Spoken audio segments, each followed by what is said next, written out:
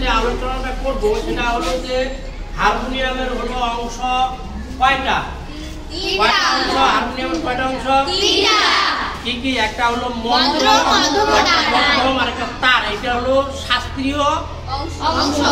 শাস্ত্রীয় কথায়, শাস্ত্রীয় কথায় হলো হারমোনিয়ামের তিনটা অংশ, একটা মন্দ্র, একটা মধ্যম আর একটা হলো তার। এখন চলতি কথায় কি? উদারা। চলতি কথায় কি নাম? শাস্ত্রীয় কথায় কি নাম? মন্ত্র। একসাথে বলো, মন্ত্র তার।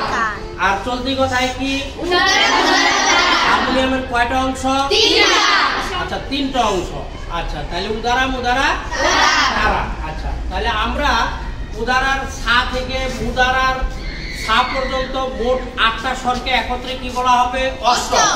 আচ্ছা, সা থেকে নি পর্যন্ত মোট 7টা স্বরকে একত্রে কি বলা হবে?